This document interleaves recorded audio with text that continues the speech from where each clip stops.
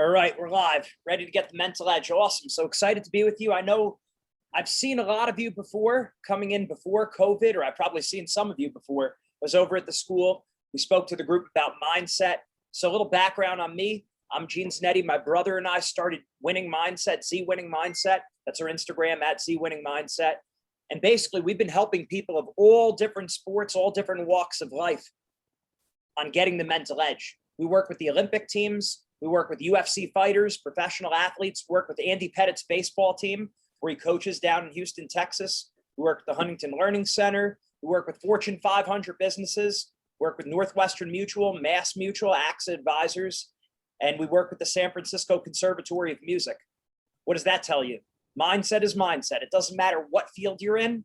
If you have the right mindset, you could be highly successful. If you don't have the right mindset, you're probably going to fail.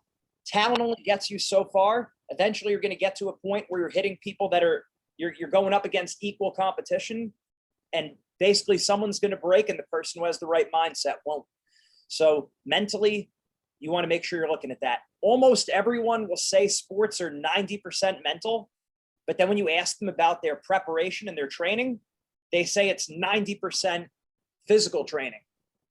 Well, that's a problem. If you say the sport is 90% mental, even if you say it's only 50% mental, what does that tell you? It means you need to be working a lot more on that mentality. So we bridge the gap between the physical and the mental. Now, today, what we're talking about, Bronxville against bullying.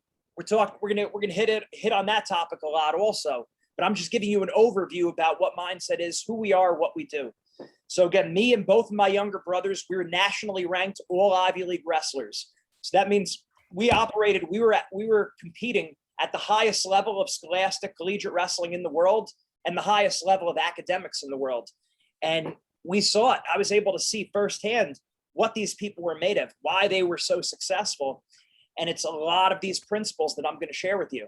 And the cool thing is that if you study ultra high achievers in school, in business, I have to make certain assumptions. I have to assume some of you on this call want to be very successful athletes or students, or make a lot of money in your careers, be all around good people, solid people, people of virtue. Well, success leaves clues. When you listen to those highly successful people, they sound very similar. And that's basically what we were able to do with Winning Mindset. We were able to codify that and put that into a curriculum. So our curriculum is there. It's all there. It's solid. We work with individuals and we work with teams all across the country and even all around the world. National volleyball teams all around. So, and not just volleyball, obviously, all sports. We started out as wrestling. But again, we want to make sure we hit on that mindset. So when you look at your mindset, it's very different than counseling, therapy, or motivational speaking. Okay, this is more like strength training for your mind. I do a lot of motivational speaking. I do a lot of, I did plenty of counseling and therapy. I was a school psychologist. I have 2 master's degrees, one in sports psychology, one in clinical psychology. So I get it. There is a physical component to anything. But mentally, when we look at this, it's more like strength training for the mind. So I'd assume that most of you are doing some form of strength training or lifting weights, anything like that, for 12 months out of the year. That's an assumption right there. I assume some of you are lifting weights 12 months out of the year. Well, then I ask, okay, well, how many months out of the year do you think you should do mindset training? It should probably be going on 12 months out of the year. Just like there's different muscles in your body, there's different muscles in your mind. What do I mean by that? You might be extremely mentally tough, but then you get into competition and you get nervous. You choke. You underperform. We've all been there. I've been there plenty of times. Or you could be a person who has very high confidence, but maybe not that organized. Maybe you don't have a solid action plan and you need to organize yourself a little bit better, or maybe you're hanging out with the wrong group of people, right? So the point there is that, again, it's different than this counseling, motivational speaking, or therapy, right? Strength training for the mind, you lift weights at least once a week, probably more than 2 or 3 days a week, you're lifting weights. That's more like how mindset is. And there's different mental muscles, like I said before. And you have to put the pen to paper and do the exercises that we give you. It's not enough to just listen to me. So I'll give you some strategies of what you can do to improve your mindset. The key is you have to do them. It's not like this is a magical speech. It doesn't, that the worksheets don't work if you don't. The curriculum doesn't work. The system is not going to work if you don't work the system. Okay, so let's jump right into it. Let's talk about one of the things when we speak about bullying. All right, now because that's our topic of the night right here. My cousin is also a school psychologist. We both went to school for the same thing. Her thesis, so she had to do it in order to get your master's degree thesis. You have to do a massive study and you have to have results. That's what science is all about. So she did her master's degree and her thesis was on bullying and confidence, the relationship between confidence and bullying. Now, before she did her thesis, her hypothesis was that, so in other words, her guess was that bullies have more confidence than other people. She did the studies, ran the results, and it was the exact opposite. The exact opposite. What does that mean? That means the people who were bullies had less confidence. So why do I bring that up? Well, rather than me just give you my opinion, I'll give you the data. I'll give you the science. I'll give you the research. Bullies have less confidence than non-bullies. Well, what's that about? Well, because generally speaking, if we pick on other people, if we make fun of other people, and look, this exists on a continuum. We've all made fun of other people before, or most of us, pretty much everyone. We've all gossiped. We've all said things we shouldn't do, right? We've said things we shouldn't say. We've done things we shouldn't do.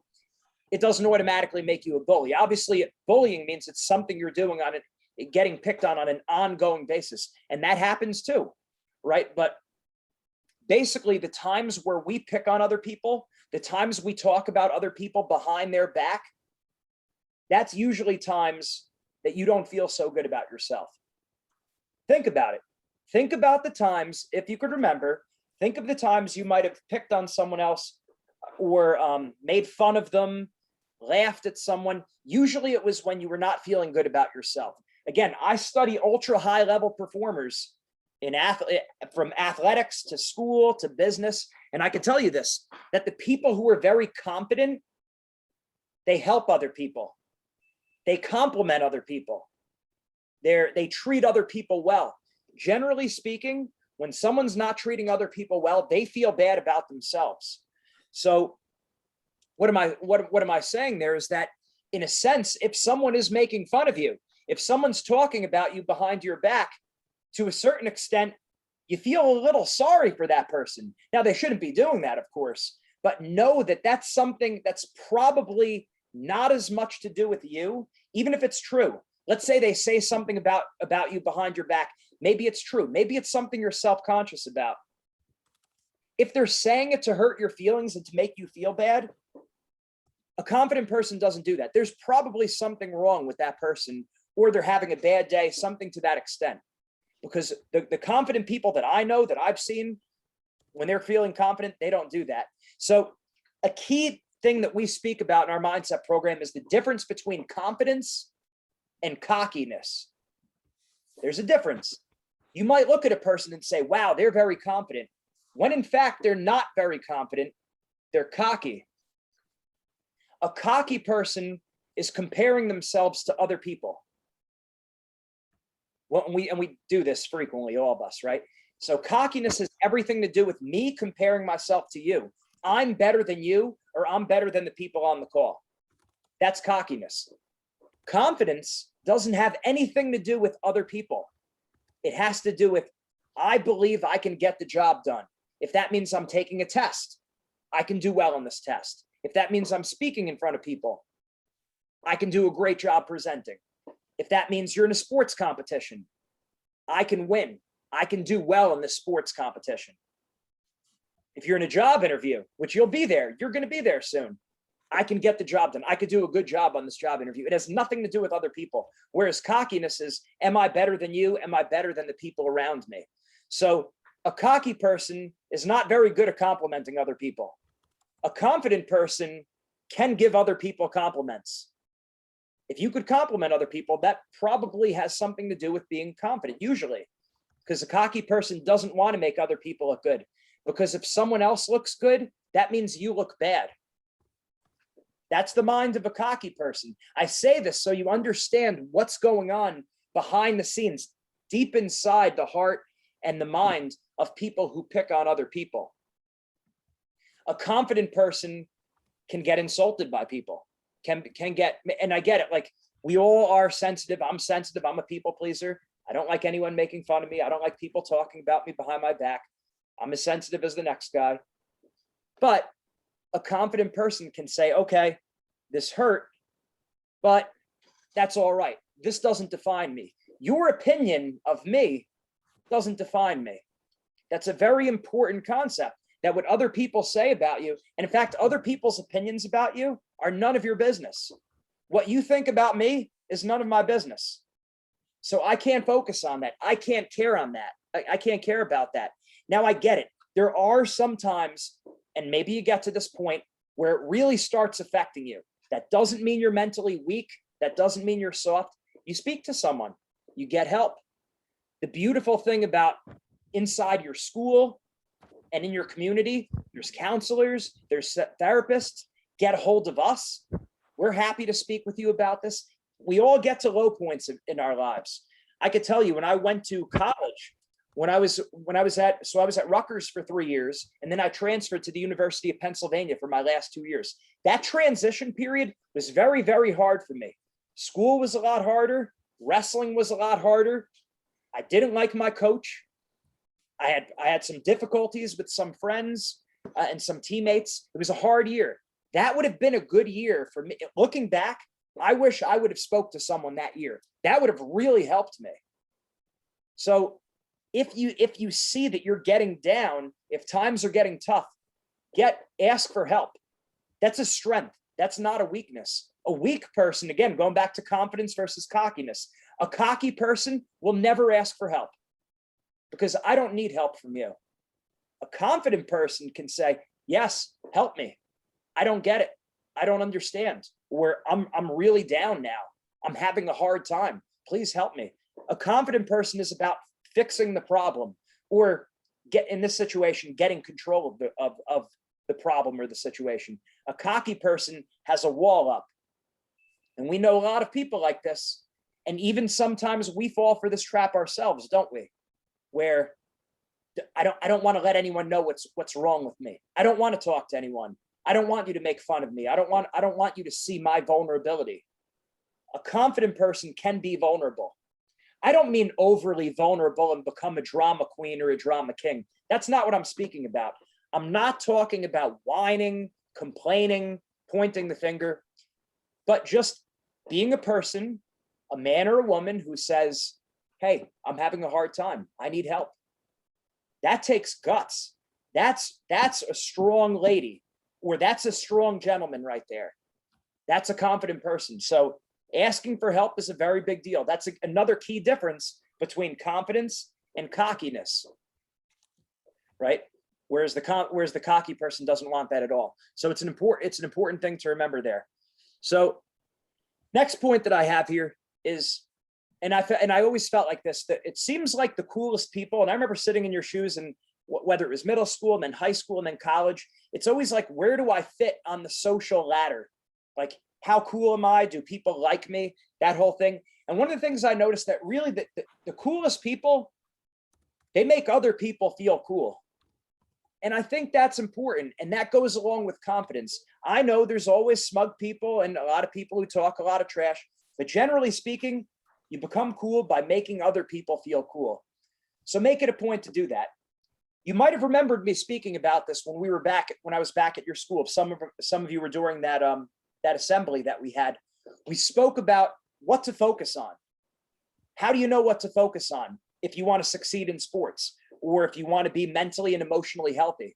It's interesting because your focus, whether you want to be successful in sports, school, business, or your social life, the focus is the same. This is high-level performers. What do you focus on? Well, you focus on what you can control. And you probably heard that a million times now. You're probably tired of hearing it. But during COVID and after COVID, you don't control everything. You're not the general manager of the universe. So you need to surrender control of things you can't control. And you want to take control of what you can. Okay, so how do you get that message to stick? Why are humans so notoriously bad at that? Well, we have the predator versus prey mindset. I wrote a book on this topic. It's a great thing. So if you look at the animal kingdom, you look at the animals, there's two types of animals. There's predator and there's prey. And how can you tell the difference just by looking at them? It's not their teeth.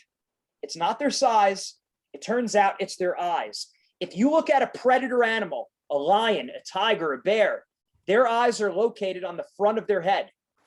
So we always say, eyes on the front like to hunt. Let's hear it. Eyes on the front like to hunt. Somebody say it. Eyes on the front like to hunt. There we go. Tweet it out. Do what you got to do. But it's true. Eyes on the front like to hunt. The predator animal is focused. It's locked and focused on their prey. The predator animal is focused on what they can control. Now think about the prey animal. Squirrel, chipmunk, rabbit, a deer. Are their eyes located on the front or on the side? Side. It's the opposite for a prey. Why? Because the prey doesn't want to get eaten. The lion wants to eat lunch. The prey doesn't want to be lunch. So they have their eyes on the side of their head. They need to get away from the predator. So just like we say eyes on the front like to hunt, we say eyes on the side like to hide. Now, does this really have anything to do with animals? And forget about the word predator and prey, because a lot of times there's bad associations with that. This is just a metaphor. This is never to be taken literally.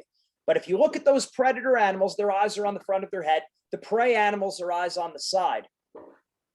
So the question now is, where are your eyes located? If you look in the mirror, your eyes, they're not on the side of your head. Your eyes are on the front, which means we're all born predators. That's a metaphor again. What does that mean? That means we focus on what we can control. So now you ask me, well, Gene, you've been going on about this. What the heck do I have control over? You have control over your preparation, your lifestyle, your effort, your attitude, and your aggressiveness. That's what you control. And this is the same formula that's going to help you win championship games and championship competitions. That's the same formula that's going to make you a reasonably happy and content person. It's the same mentality that's going to get you out of the rut when you get to these low areas in life. How do you pick yourself up out of that?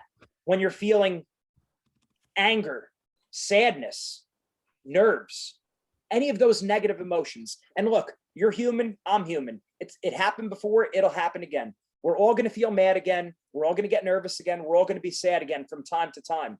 The key is we don't want the lows to be as low, and we want them to be less frequent. And we want the highs to be higher and more frequent. So it's never 100%. That's where I'm going with that. So this gives you the best chance to make that happen, or it gives you a reasonable chance of making that happen. So outside of sports competition, just life in general, your preparation and your lifestyle is directly in your control. Other people's opinions of you, is that predator or prey mindset? Someone shout it out. Prey. Right. How about comparing yourself to other people? Is that predator or prey mindset? Prey. Prey. What about focusing on winning or losing a competition? I want to make sure I win. Is that predator or prey? Predator. Prey. I threw a trick. Oh. And the reason, no, good. I appreciate you jumping in. But the reason why is because winning and losing is not directly in your control. You can't control whether or not you win. Otherwise, you'd be undefeated. I would have never lost a match in my life if I could control winning or losing. But alas, I've lost many times in my life. Well, that's right. So what can you control? You control your effort, your attitude, your aggressiveness. So other people's opinions of you, that's prey mindset. I get it. We're humans. I still don't like to get made fun of, laughed at, or whatever, but I can't control that. So it's very important. You need to drill that into your mind that you don't control other people's opinions of you. And you don't want to compare yourself to other people. Focus on yourself and get a little bit better one day at a time. And a confident person, if we ever get made fun of, if we ever get laughed at, if people talk trash about us behind our back, you know, is there something I can learn from that? Maybe that will help me in some way. I know it's hard to do. We don't like it, but hey, maybe I could use this to improve, right? So thinking about it like that, controlling that, and then same thing in sports. You can't control how big your opponents are, how strong they are. You can't control if they beat you last time, if you beat them last time. Stats. How many times are we focusing on our stats or our records, our rankings, the seedings, the predictions? Oh, this team's ranked 3rd in the state. Oh, this team's ranked top 20 in the country. We're guilty of that, right? I was. Well, that's not in your control. Focusing on, are you going to get the starting position? Well, if it's a coach's decision, you don't control it. You don't control it. So all you can do is focus on yourself. And don't mistake me here. Don't get me wrong here. I'm not saying to be selfish. I'm not saying don't help other people. You want to help other people. You want to be a good teammate. You want to be positive with other people. And if someone else is getting picked on or made fun of or laughed at, you be the person to step up. That doesn't mean you need to get in a fist fight. You just say to your friends, hey, that's not cool. We don't need that. We're better than that. We don't talk about each other.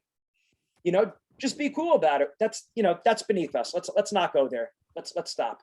You don't have to get into, when you're breaking up an argument, you don't have to get into a big fight. But like I said, it would be a predator mindset. If you see someone else getting made fun of, you step up for that person and you say, well, I'm going to do the right thing. And I'm going to say, hey, stop it. That's not cool. We don't do that here. Cut it out. That's a predator mindset because you're not focusing on other people. You're focusing on what's right. And focusing on what's right is a lot more important than focusing on who's right, because we're all wrong from time to time. None of us here are perfect. None of us have an S on our chest. As much as I'd like there to be, there's not. So we're all going to be wrong. Nobody's perfect. You could take that for granted. That's something that you want to remember, that no matter how much it looks like one person has it together, oh, this person has a girlfriend or boyfriend, or they drive a really nice car, this family has a lot of money, this person's so good looking. We think that, right? We think that? Okay, so what? Prey mindset.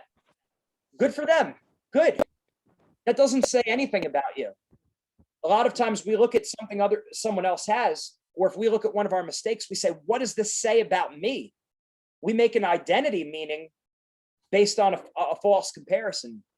No matter who they are, no matter how good looking they are, they have problems too. And if you don't believe me, just look at some of your favorite Hollywood stars. Look at some of the best athletes.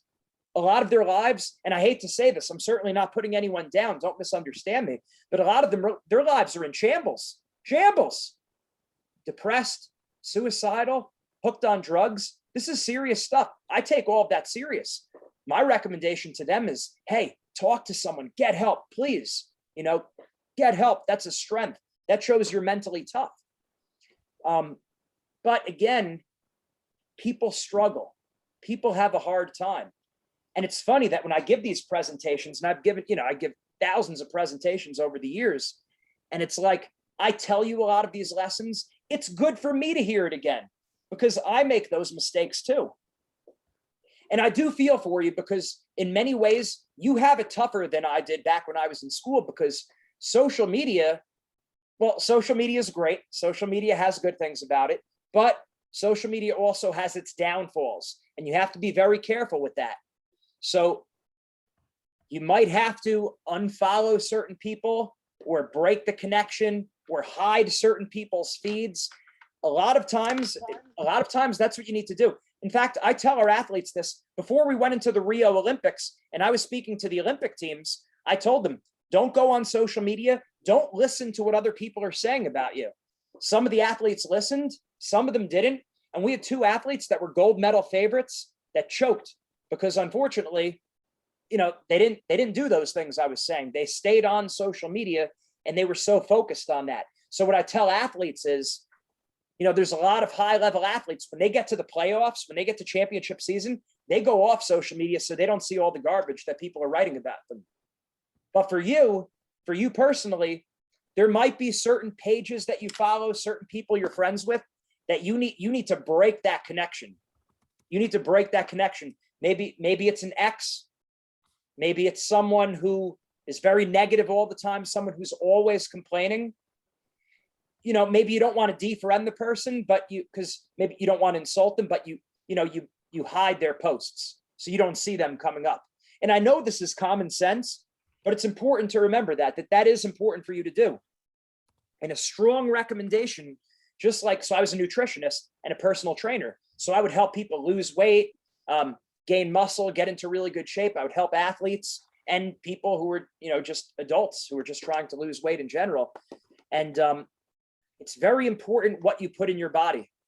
The food and the drinks that you put into your body is going to determine, more or less to a certain extent, how you look and how you feel. It's the same thing with your mind. If you put garbage into your mind, and I know you've heard this before, but it's important to reiterate the point. If you put garbage into your mind, garbage is going to start coming out. That means the movies you listen to, the music you listen to, the pages you follow, the people you follow on social media, if you're looking at crap, if you're looking at things you shouldn't be looking at, things that are contradictory to faith, morals, your values, principles, you're gonna have a hard time. That garbage comes in, the garbage is bound to come out. So start studying successful people. Start studying happy people. What do they think about? What do they tell themselves? What do they do? Because if you notice, there's very ultra high level achievers. So if you want to be a high achiever in anything, maybe it's in sports, maybe it's not sports, maybe it's in your career, maybe it's grades. You want to have a successful marriage and children one day, if that's your calling, whatever it is, you want to be a great parent one day, you want to be a great husband or wife one day, you need to start studying those people. What do they do? What do they tell themselves? And what they usually don't do is focus on things outside of their control. Relationships, that was something that was very interesting to me, obviously, when I was in high school. I wanted to have a girlfriend, right? Or whoever you are, you might want to have a relationship, right? So one of the mistakes I see a lot of people make in relationships is they compare their relationship to other people's relationships. We're guilty of that sometimes, right? I'm guilty of it. I've had significant others that they were guilty of it. We compare our relationship to someone else's relationship. Predator or prey mindset right there. Prey. Right. Yeah. Right. Prey mindset. It's outside of our control and it's not going to help us. You might look at a couple and and I've seen this before. I've seen couples who they look so happy. It's like, wow, what a nice relationship they have. And they're broken up the next week or divorced the next week. And again, I feel bad in those situations, of course. I'm certainly not trying to gossip. I'm trying to illustrate a point here that you look at them from the outside and it looks like they have it all together. Just like when you maybe look at some of your friends or some other people, man, real good looking, they're in great shape, they're doing well in school and sports. You don't know what's going on the inside. Hopefully everything is going well. But again, everyone has things they struggle with. So in other words, don't feel like you're abnormal or weird just because, hey, you struggle sometimes. All people struggle sometimes. No one has it all. We all have doubts. We all have fears. We all have insecurities. I literally work with some of the toughest people in the world with our UFC fighters. So not only do they have the pressure of losing a fight, not only is it losing, it's getting badly hurt and embarrassed on national TV and money. They're less likely to make more money in the future to provide for their families. So if anyone's got it on the line, they got it on the line. And you're watching them on TV, maybe some of you. My point is this: they have hangups, they have doubts, they have fears, they have insecurities, and we work with a lot of them. So the point is, those tough people, They're not perfect, and they still ask for help. You know, I feel real bad with that, the whole situation at the Olympics. A lot of you saw the Simone Biles situation where she had to bow out. You know, I don't know what's going on in her head. I'm certainly not going to judge her, right? I'm not going to call her a coward, but I'm not going to call her a hero either, because I don't know what she's going through. It's very possible she had a mental breakdown. And if that's the case, good, she stepped away. It's very possible the opposite happened. It's very possible she saw she didn't have it. She thought she was going to lose, and she wimped out. My point is this: I don't know. I'm not judging her. But what I am saying is that that's one of the most mentally tough athletes in the world. Simone Biles is already a legend, no matter what happened at this Olympics. She's already extremely mentally tough, has techniques and moves that she does that no one else in the world can do. If it could happen to her, it could happen to any of us. Any of us can struggle. So I don't know exactly, you know, what her mindset was. I don't know if she has a mindset coach. I don't know if she was working with them before the Olympics or during. I have to believe that some of this was preventable, but I don't know. Like I said, I'm not judging her. I'm just saying that these are some of the most mentally tough athletes. So don't feel bad if you struggle from time to time. You're normal. And as far as my background, when I was getting my master's degree and I was going for my doctorate in clinical psychology, anxiety and depression, they're extremely common, and you could get help. And a lot of times it's people you don't think struggle with these things. They seem so happy on the outside. You don't know what's going on the inside, but it's very common. There's a lot of people like you. If you're in that boat, you can get help. So it's important to know that, because a lot of times we feel like I'm all alone, right? No one else gets me. And to a certain extent, yes, you are unique. No one knows exactly what you're going through. Exactly. Chances are we don't even know, because we don't even understand the depths of ourselves. But you're not so uncommon that people haven't had similar situations. You can't get help. So it's just important to know that you are not alone. I go back to the social media again. I strongly recommend going on, I don't know if you want to call it a detox, a mind diet, but unfollow garbage pages. Don't look at certain people's profiles. If you know that a lot of times you just waste time looking at other people, seeing, like, judging them, sizing yourself up, comparing to them, or just looking at bad stuff, hide those pages, block them, unfollow them. The movies you listen to, the music you listen to, if you keep things positive, you're going to start feeling a little bit better about yourself. You're going to start becoming more and more successful. But over time, if you're feeding your mind with garbage, it's going to move in the opposite direction. So it's very, very important that we do that. So now, as far as getting picked on, bullying, hazing, we'll jump into that a little bit. Number one, sports teams should never be doing that. There's no place for that at all. It doesn't make you tough. It doesn't make you cool. If you wanted to do something, I get that there's an element where people want to do team building and we want to go through something hard, or we want people to earn their stripes. Yeah, run a Spartan race, run a Tough Mudder, do a team marathon. There's a lot of ways that you could do something hard as a team and kind of have a rite of passage. A lot of people look at it like that, like everyone has to earn their stripes. There's a rite of passage. Well, do things like that as a team. And even then, you can't force other people to do something. So you should be helping other people along the way. And remembering that not everyone is going to take the certain sport as serious as you do. That's an important point. For me, I was all in with wrestling. I wanted to be a Division I wrestler. Most of the team, they were just on the team. So if I got real frustrated with them, okay, sure, help them along, encourage them, be positive. But as far as me having an expectation that you need to do what I'm doing, who am I? Who am I? I have no reason. I can't put that on you. You have your freedom. I have mine, right? So in that situation, there should never be some kind of rite of passage where you have to do that. And in fact, I've seen a lot of people suffer tremendously because there was hazing, whether it was in a fraternity or a sports team, people doing really bad things. And a lot of times the kids were just being silly or stupid. People have gone to jail. People have scarred other people mentally and emotionally for life. So my point is that you might think you're doing something. Usually people are not going in with bad intentions. It's like, oh, this is what we've always done as a team. But you don't realize how serious it is and how it mentally and emotionally impacts other people and can change them for the rest of their life.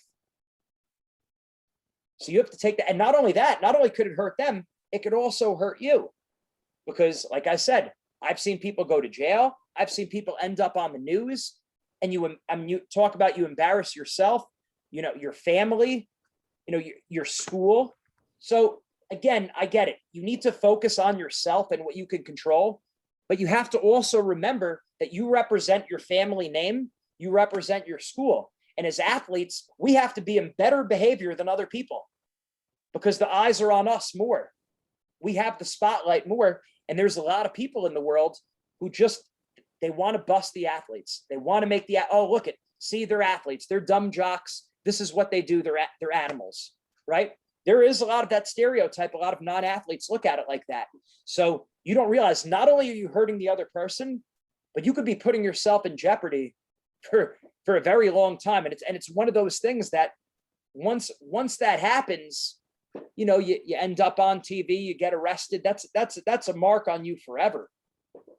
So if you wanted to do something difficult, and again, you could never make it mandatory, run a Spartan race, do a Tough Mudder, run a marathon together, do some kind of workout. So when I was at the University of Pennsylvania, and we had a top 20 in the team in the country wrestling program, the coach had the team run a 12-mile run. So basically a half marathon they did before the season. That's a lot tougher than doing something like, kind of like how the typical, what people do with hazing and that kind, just like embarrassing other people and God forbid hurting them, doing things they shouldn't be doing. That's not proving anything. If you wanted to earn something as a team, come up with different challenges. I mean, that's something you could do as a team. It could be fun. It could be a team building thing. See, a lot of people think that the hazing or the bullying, it's like, this is building the team up. A lot of fraternities think this way, and a lot of sports teams think this way. But actually, it's the opposite. It creates cliques within the team. It creates tension. It tears people apart. Parents start arguing more. The team breaks into different factions, and there's all this drama. And at the end of the day, do you really want the drama? I mean, I don't think most of you really want to be part of the drama. There's enough garbage going on with, a lot of things we can't control, and a very difficult climate we're in. You all know what I'm talking about, that you don't need to add drama to it. So think about that. Is it really worth it? Or do you want to have a good time? You want to have a good, solid experience. Even if you don't want to be a state champ or college athlete, hey, I want to have a good time on the sports team. I want to get into a little bit better shape. I want to build some skills. I want to make some friends. The sport's fun. Great. Make it the point is, make it a pleasant experience for people, because I've seen it. I've seen it in colleges and I've seen it in high schools where people have their lives ruined, both the people who get picked on as well as the people who are doing the picking on of other people. So make it a point. And like I said, it's very important to get help if you need help. If you're struggling, if you feel like someone is, okay, if someone makes fun of you once or twice, you suck it up, you let it go. That's not necessarily bullying. But if it's going on a regular basis and you feel like, okay, well, now I'm being targeted. See, the reason why I bring this up is because there's a difference between if someone gossips about you, talks trash about you, even singles you out in front of the team, you weren't necessarily bullied just yet. Okay. That could just be they made fun of you. But if it's going on a regular basis, other people are joining in, and this has been going on for a good amount of time, week, 2 weeks. There's no let up. First of all, you have to be a little bit assertive too. What bullies do is they prey on people who are weak. They're hoping that you back down. You need to stand up to a bully. That doesn't mean you get into a fight. That doesn't mean that you curse the person out. It means you say, hey, that's not right. That's not cool. I don't deserve that. That's it. You stand up for yourself. A lot of times, if you just stand up for yourself, hey, don't talk to me like that. That's not cool. I don't deserve that. You shouldn't talk to anyone like that. You leave it at that. It doesn't mean we throw down and we have a fist fight, but you need to be assertive. And a lot of times then that could solve a lot. If it doesn't work, it would be a good idea to go to the coach or get another athlete on the team that comes along with you.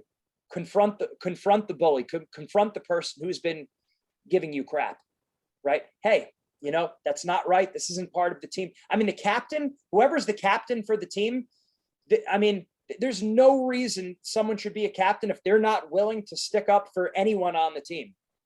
The captain should have no tolerance for any of this nonsense. So strong recommendation for any coaches that might be on this. If this is you, if you're a captain for the team, you should be willing, anyone on the team should be able to go to you and say, hey, I'm having a problem with this. And then if it doesn't work with the captain, then you go to the coach, right? But you want to tell people. And I'm not talking about tattletaling. That's a different thing. Or one person makes fun of you and now it's go right to the captain. But if it's going on for a little while, if it's starting to really bother you, it's important to speak up. Like I said, that doesn't make you weak. So anyone should be able to go into the captain.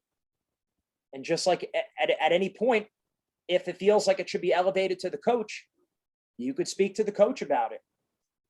So assertiveness.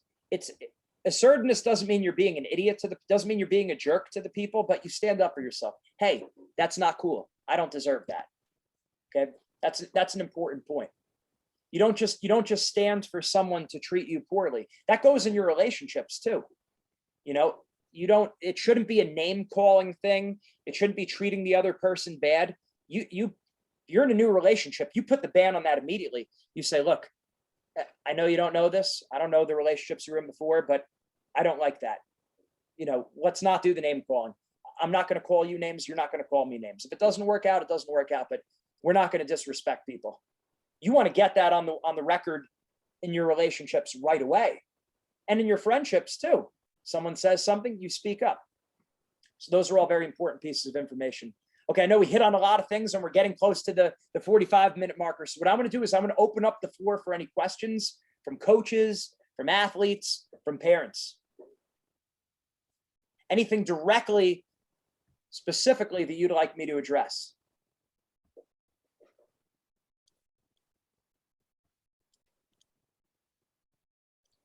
I'm also going to send you here's something I'm also going to post and send this also to our friends who aren't on here, but this is our daily motivational text. Every day we kick out a free motivational text. You should get that. Just a good encouragement, get your workouts in, live a clean life, do good things, right? Our book is up there as well as our link tree.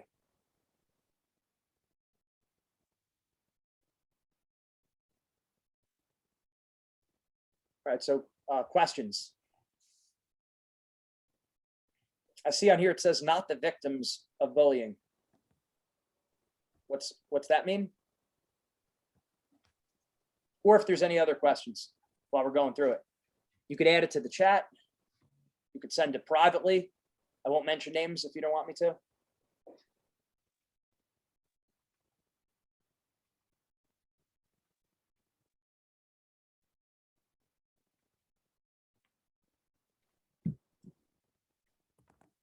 So the key is again. Okay. Okay, so please speak to the bullies. Yeah, so like I said, if you're doing this with going back to the studies, the research, generally speaking, if we're picking on other people, if we're treating other people bad, there's probably something going on with you right now. And I'm not saying that I'm not trying to be a jerk to you. I'm just saying that you're probably not that happy with yourself for some reason. Maybe you're having a tough time in your life. Maybe you're having a tough time with school. Maybe you're having a tough time with sports, whatever it might be. We know that. So it's not even a question. If you're treating other people poorly, there's something going on inside. Number one, everyone has problems. It's very important to not make your problems other people's problems. And we're guilty of this from time to time, aren't we? We're having a bad day. We take it out on our parents. We take it out on our siblings, on our brother, on our sister. We do this kind of stuff, right? In a relationship, we take it out on our significant other. That's not cool. You don't want to make your problems other people's problems. The strong move on your behalf is don't look at this as we're talking down to you, right? Get help. Talk to someone. Say, hey, I'm struggling. What, I don't want to do this anymore. So it starts with taking control of your life. And like I said, it's a sign of mental toughness. It's not a sign of mental weakness. The mental weakness is, I'm not going to change. I have this wall up and I'm not letting anyone in. Like I said, working with some of the most mentally tough people, you see that. Those are the people who are mentally weak. Don't do that. If that was you in the past, you could change now. Change is possible. Do you really like yourself when you're treating other people like crap? And I've done it before. I've made fun of people before, things I'm not proud of. Am I proud of myself with that? Do I wish that I did that? No, I regret that. I feel bad about that. Like, is that the way, and think about it, when you're a parent one day, do you want other people to talk like that to your kid? Do you want your kids to treat other people like that? Is that consistent with faith, morals, values? Is that how your parents raised you? Is that how your coaches and your teachers treated you? So the point is, make the change now. I'm not saying this in a way coming down harsh, because I could, of course, me, my wrestling personality, I could blast you and start grinding into you right now and start yelling. Let's not go down that road. Let's make the change today. Make the change now. Because like I said, if you're talking bad about other people, we know you don't feel good internally. There's something going on. Let's fix that so then we could treat other people well, right? The golden rule, treating other people the way you want to be treated. So I hope that helps. Like I said, I'm not trying to be a jerk to you. And if this is to you, you know who you are, but I'm happy to talk, but make the change. You have to be the one to decide. No one can make that decision for you. Like I said, if we don't make that change, unfortunately, that's going to carry over to different areas of your life. That will tend to affect you in school, in sports, in your career. If you're not getting along well with other people, it's going to be hard. You have a hard road ahead of you. So take control over that while you have the opportunity. So I hope that helps. Gene, I have a question for you. Yes. You obviously worked with a lot of high level teams. Do you have any, you must have sat in on meetings and things and saw things sort of going in a wrong direction. Do you have any strategies for our athletes here, what they can do to help bring positiveness, not just to their team, but our whole culture and our whole community here in Bronxville, because we're trying to make it the most positive place possible. Our athletes are outstanding. They work hard academically. We do great things, but we also want to work on the social emotional part for our athletes. Is there any suggestions you can give? Because we all know we're all very competitive people, but competitive people that's not an opportunity to put people down. Winning with class is very important. So do you have any strategies for our student athletes here? Yeah. And it's just like strength training. It's got to be something done consistently. That's why we're working with you, and we're going to be working with your teams throughout the course of the year. We're going to be doing many sessions where we're talking about being positive, what to focus on, how to build motivation, how to get more confident. And it's exciting because if you capitalize on these lessons, you're going to do better in sports. That's a given. Like, again, we work with champions. So it's a given you're going to get better in sports, but that's not what excites me the most. What excites me is that you're going to see this impact the rest of your life. You're going to start feeling better socially. You're going to do better in school. It's going to have a positive impact on your relationships and your future career. And most importantly, you're going to be better people. The virtues are going to get better. So it takes time. Okay. It takes time, just like strength training. I could put you through, as a personal trainer, I could put you through a real hard workout. That would be like, okay, today I speak to you. You go through the hard workout. Well, how does that change over time? You got to keep going through the workouts. You have to build those physical muscles. Well, in this case, you're building the mental muscles. The only way to do that is consistent mindset training. That's exactly what we're going to do. So a key thing would be sitting down, especially the captains, but really the team, because you want people to be involved. Set parameters, set set boundaries on the team. I have an anonymous question here about cliques, the clique cultures. I don't like it. I don't like it because I don't think that fosters a team attitude. I get it that just because you're on the team with people doesn't mean you're going to get along great with other people. It doesn't make sense. So you are going to be close with some people. You have to have strategies. You have to know that the captains and people on the team need to be able to call it out. You have to communicate and say, okay, this is the procedure that we're going to do. If we start seeing cliques forming to the point where now we're alienating other people, or if someone says, hey, I'm feeling like I'm an outsider, it's got to be an open door policy where people can communicate that. This is how we're going to handle that. Because again, you start having factions, the cliques, it hurts. It hurts. It's a similar thing with, unfortunately, we got to say it. It's what's going on in our country. It's what's going on in our country. I'm not picking sides here. I'm just saying this is what happens when you start seeing these groups form against one another, and you have a lot of people speaking and no one listening. There has to be a way to have honest communication. In other words, you want to sit down with the team, set some boundaries. Okay, if people are feeling alienated, here's the procedure. First, they're going to go to the captain. Then the captain's going to speak to the other people. Then the captain is going to sit down with these two groups and they're going to talk about it. Communication is key. And like I said, ultimately, at the end of the day, if you really want to make changes, these are the strategies you'll implement, and we'll be able to help you with all this along the way. I know I'm throwing a lot at you, so just take what you can here and it's going to help. But there's procedures we could put in place. We could talk about setting guidelines for, okay, this is what we'll do if someone's feeling alienated. If people are feeling left out, if cliques are forming that's destroying our team, okay, step one, we're going to speak to the captain. Step two, we're going to come and we're going to have a talk with just the captain and the people. We're not even going to involve the coach yet. Then it might be, now things haven't changed. Now we're going to involve the coach, right? So in other words, we could put those kind of systems in place. It just takes time. All right.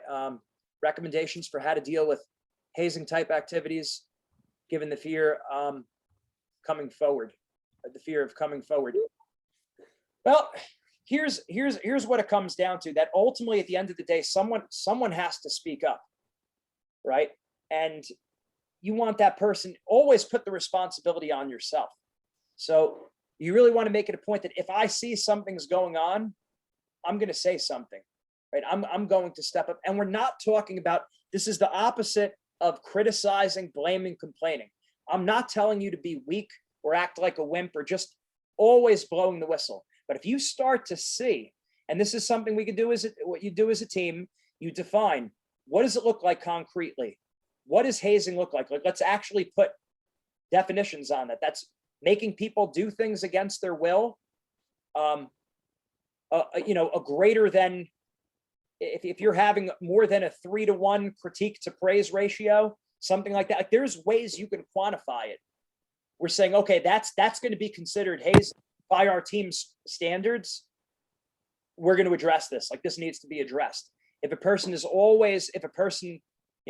comes in, complains, just because someone complains doesn't mean they're automatically right, right? The person who complains is not automatically right, but the people should feel like they can come forward. So the recommendations is the predator versus prey mindset. If you're afraid of what other people are going to think about you, that would be the prey mindset. So that's not the attitude that's likely to make you successful or happy. So we have to make a commitment that as best as we can, we're going to have this, again, it's only a metaphor. We're going to have a predator mindset focusing on what we can control. What other people think about you is none of your business. You have no control over what other people think or say about you. So it's just a little bit of information there, but again, all the stuff gets sorted out more and more over time. Yeah, more questions.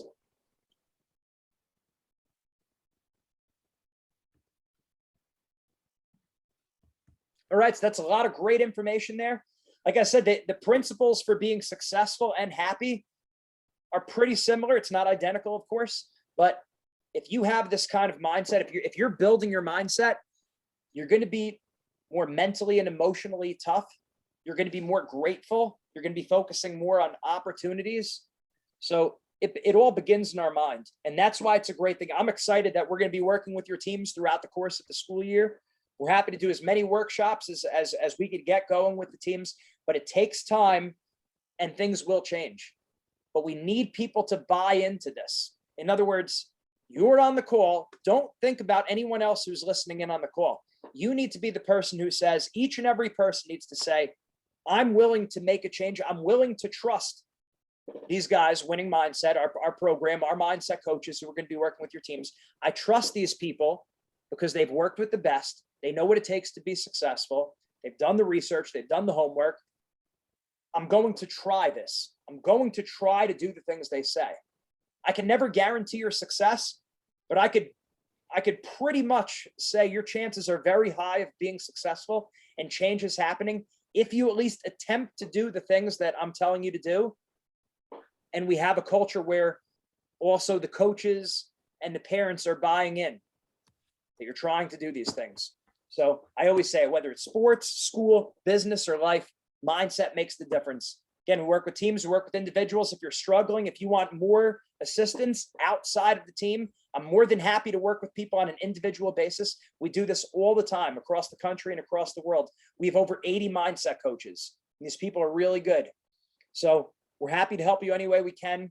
I posted up our information, our website. I'll send you mindset at zwinningmindset.com. I think I got that at Z.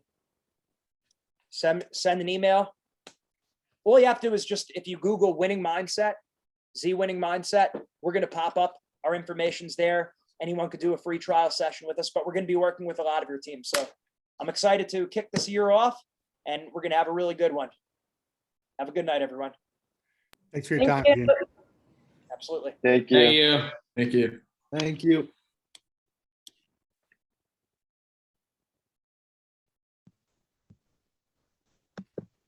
Thank you. Take care. Thanks, Thank Gene. you. We appreciate it. Thank you. Take care.